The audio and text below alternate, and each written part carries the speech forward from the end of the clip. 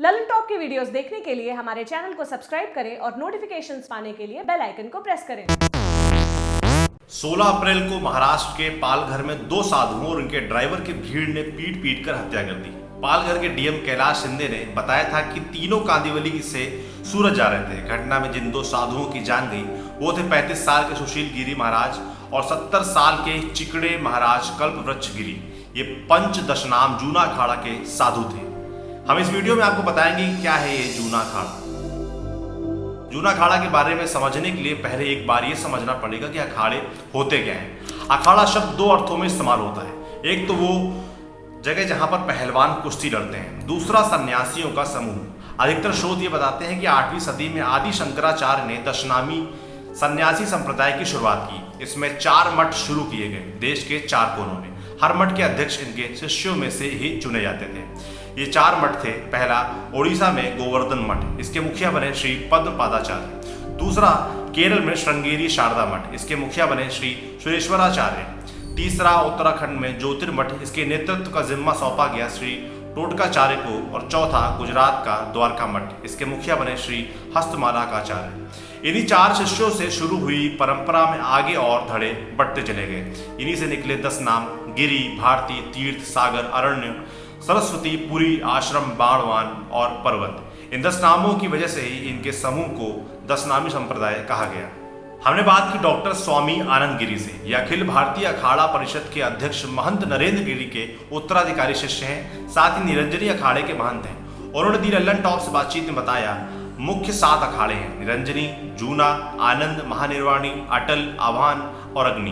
इन्हीं से आगे चलकर दूसरे अखाड़ों की शुरुआत हुई। इसमें जूना अखाड़े के नाम के पीछे एक कथा चलती है। 8वीं सदी में भैरव अखाड़े की शुरुआत हुई। इस अखाड़े के साधु शस्त्र धारण करते थे। उन्होंने कई मौकों पर युद्ध में लोगों की जान बचाने के लिए बलिदान भी दिया। बात मुगल काल की है, जब जूनागढ़ के निजाम ने वहां की धरती पर अत्याचार किया, तब भैरव अखाड़े के साधुओं ने एकजुट होकर उनकी सेना को पछाड़ दिया।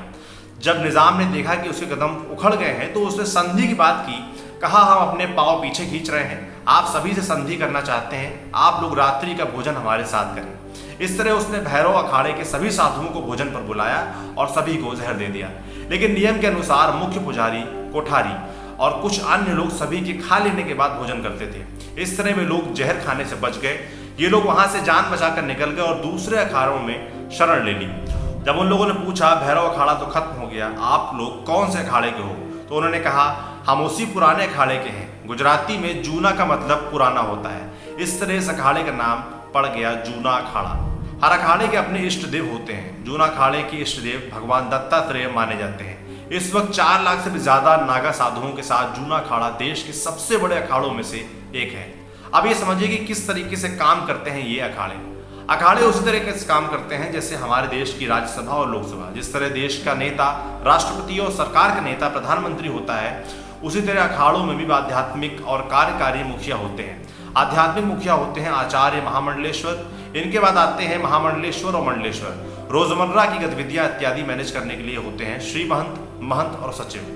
डॉक्टर स्वामी आनंद गिरी ने बताया कि अखाड़ों को चलाने के लिए 5 लोगों का चुनाव हर 6 साल में होने वाले कुंभ में किया जाता है। इन्हें श्री पंच कहते हैं। डॉक्टर गिरी ने बताया कि पंचायत का जो कॉन्सेप्ट है वो अखाड़ों से ही लिया गया है।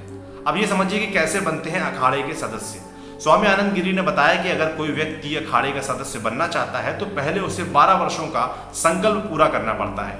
इन 12 सालों में रहकर वो अखाड़े के नियम सीखता है, परंपराओं को कैसे निभाना है इसका ज्ञान लेता है। इन 12 सालों में उसे वस्त्रधारी ब्रह्मचारी कहा जाता है। जब इन 12 सालों का संकल्प पूरा हो जाता है तभी वो व्यक्ति नागा साधु बन पाता है। कुंभ के मेले में फिर उसकी नागा साधु के रूप में दीक्षा होती है। महिलाओं को भी अखाड़े का हिस्सा बनाया जाता है, लेकिन वो नागा सन्यासियों के से अलग माई वाड़ा में रहती हैं। माई यानी माँ, वाड़ा यानी घर।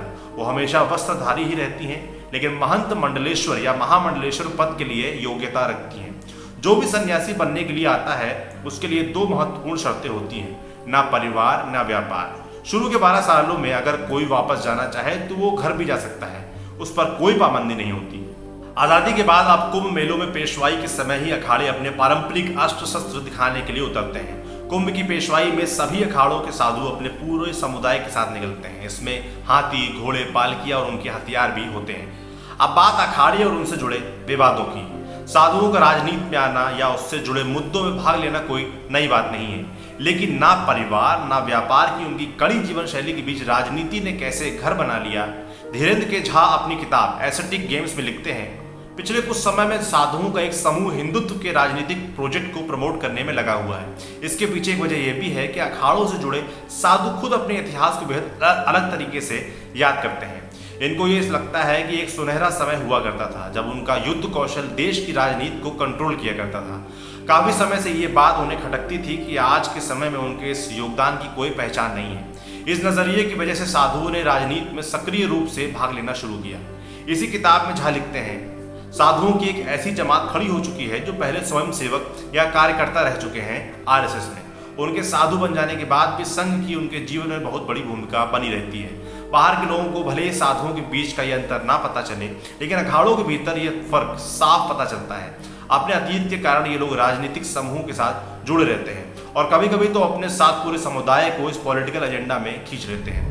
साधुओं की विरक्ति या वैरागी वाली इमेज को भुनाने में वीएचपी या आरएसएस जैसे धड़े पीछे नहीं रहे हैं। स्वामी चिन्मयानंद, जो वीएचपी के संस्थापक अध्यक्ष थे, वो आरएसएस सदस्यों को बताते थे कि एक स्वयंसेवक और सन्यासी के बीच कोई फर्क नहीं है, एक भगवा में है तो एक सफेद में। 1982 में आरएसएस के साप्ताहिक ऑर्गेनाइजर में रिपोर्ट छपी। इसका शीर्षक था हरिद्वार मेक्स हिस्ट्री। इस रिपोर्ट में यह कहा गया कि वीएचपी ने अपने 100 पुरुष सदस्यों को सन्यासी बनाया 7 अखाड़ों की मदद से। इस पूरी प्रक्रिया को नाम दिया गया संस्कृति रक्षा योजना। इसके बाद एक बड़ा बदलाव हुआ। पहले लोग संतों सन्यासियों के पास जाया करते थे, लेकिन अब ये सन्यासी लोगों के घर जा जाकर धर्मोपदेश देने लगे। इन्हें देश के अलग अलग कोनों में भेजा गया, वहां के धार्मिक लीडरों और राजनेताओं के साथ काम करने के लिए। लेकिन वीएचपी ने आज तक इस बाबत कभी कोई स्वीकारोक्ति या बयान नहीं दिया है। झा लिखते हैं कि ये पूरी कवायद इसलिए थी क्योंकि आरएसएस ने ये समझ लिया था कि धार्मिक मुद्दों के लिए एक बड़ा बाजार तैयार होने वाला था।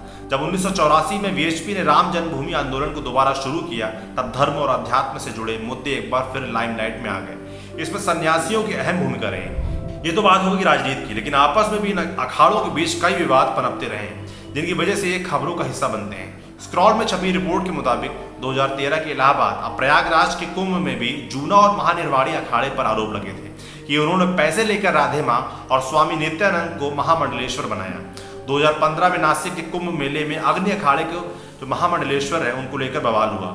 आरोप लगे कि बियर बार चलाने वाले सचिन दत्ता को सच्चिदानंद गिरी का नाम देकर महामंडलेश्वर बनाया गया। उनके खिलाफ आपराधिक मामले दर्ज हो रखे थे। इस बात को लेकर विवाद इतना बढ़ा कि अखिल भारतीय अखाड़ा परिषद को मामले में बीच बचाव करना पड़ा। आपके लिए स्टोरी लिखी थी हमारे साथी प्रेरणा ने।